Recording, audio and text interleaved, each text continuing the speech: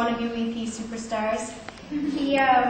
Last year he was recognized as the Boston Crime Fighter of the Year for his leadership in Crime Watch, and he's a recent recipient of the Hollister Community Service and Citizenship Award at Tufts. Frankly,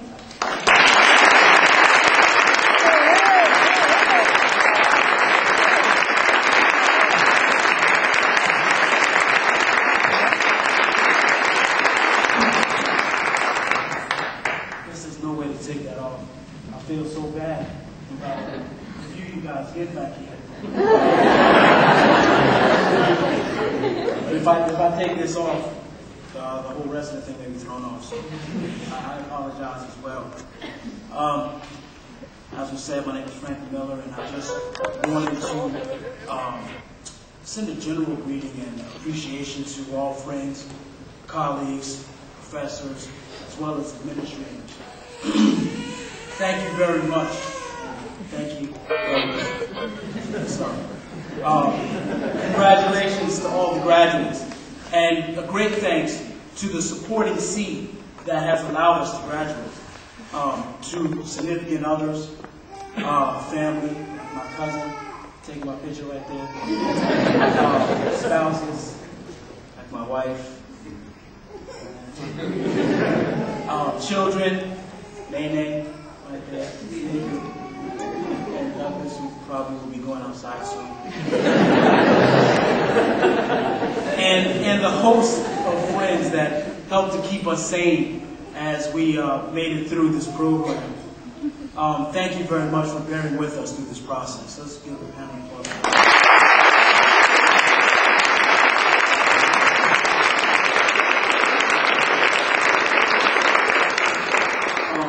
To the professors and administrators, thank you very much for imparting knowledge, especially to the administrators, thanking you for guiding our paperwork and other things through the ways of the university. I know that I've been there many times making sure that paperwork is going in the right place. I always apologize, like I'm taking up too much of your time. Thank you very much for doing that. And you can see their picture on Facebook.com. Thanks again. And last but not least, I don't know if they're here today, but financial aid, which allowed many of us the opportunity to share financial aid.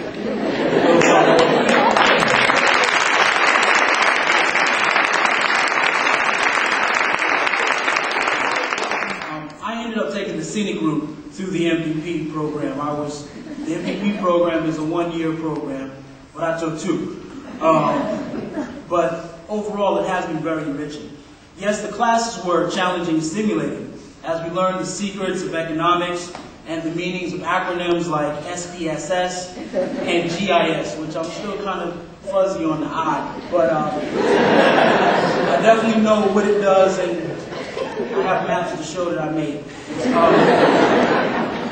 So as we, especially those of us in the MVP program, learn that while there are no more blackboards in most classrooms, if you don't look at Blackboard, you won't be prepared for the classroom. I am grateful for the diversity of ages, backgrounds, experiences, as well as points of view that have served to educate as much as any book. But indeed, the honest reality is that even at Tufts, even in UEP, which is so grounded with the community, a tour in the Ivory Tower and its academic rigor usually lends itself to isolation. I came to Boston in 1990 to go to Harvard. I never really lived outside of New Jersey for any length of time before that. And as I spent my time there, I felt lost for a little while, getting to know the quirks of the People's Republic of Cambridge, figuring all those things out caused me at a certain point to really lose my real connection with church, and I didn't end up getting to know the community. And as I looked at my life, as you get a chance to do when you're sitting up late at night doing work, I thought, if I'm really committed to my relationship with God, I should serve Him not only in New Jersey, but wherever I am. Yes. And it began to hit me. The same God that I said that I served in New Jersey was also the God of Boston. So, by extension, as I served my community in New Jersey with helping out with my father when he was running for political office and that sort of thing, and working out in soup kitchens, etc., I would take time to serve the community here in Boston just as I had before. And that year I ended up joining a Baptist church and got involved with a program for young black men in Cambridge that I worked with from freshman year until after I graduated, eventually getting a fellowship to assist in that last graduate year. Now, over the years, I regret to say 17 years since I came to Boston with a big U-Haul worth of stuff, my relationships have grown and evolved. Not just saying that about my wife and kids, but in general, my relationships have grown even after moving from Cambridge to Dorchester. But my dedication to my spiritual life as well as my community has grown and evolved as well. And that's where all that stuff that Nicole pointed out with the Crime Fighter Award, etc., has come from. Is just making sure that wherever I am, I serve. And in my time at UEP, I've learned to consider my carbon footprint. It's defined as a measure of the impact, this is specific, the impact of human activities on the environment in terms of the amount of greenhouse gases produced, and it's measured in units of carbon dioxide. And for more, you can see www.carbonfootprint.com. The website offers you a chance to support carbon offset projects, where you have a chance to fund positive activities to support or offset your carbon usage. But I figured the best action would actually be taking direct action to reduce your carbon footprint. And there are large changes like selling your car and taking the train, as some have done, or taking a short flight rather than taking a short flight, using a car or a train. But there are also smaller changes, such as using energy-saving light bulbs or recycling.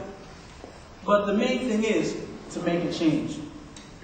And I think this idea is very helpful as we consider non-environmental issues, particularly in dealing with our chosen communities. We just all raised our hands, about half and half. Some will be leaving Boston, but some will be going to other places. Some will be going to the places that they grew up. That's great.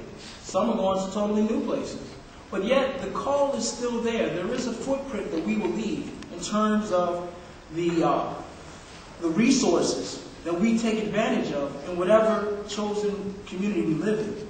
So as we depart UEP, some of us, as we depart, must make sure that we answer this question. As we enter our chosen community, how much of our community resources do you use? But even more importantly, how much will you give back? So I would ask you to also consider, in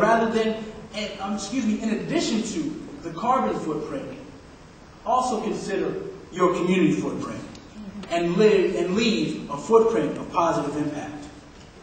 So in conclusion, as we step forward as masters of arts or public policy, such a pompous thing. Some people ask me, do I have to call you master now? I don't think officially that's off the table. There is no requirement to be called master at this point, but apparently that's what it says on the degree. But I encourage all of us, even those that are not graduating today, as we leave this time, to make a positive footprint in your field, in your community, and eventually in your world, so that we will indeed be, in the words of the motto of UEP, practical visionaries. And with that, I will tell people that the next group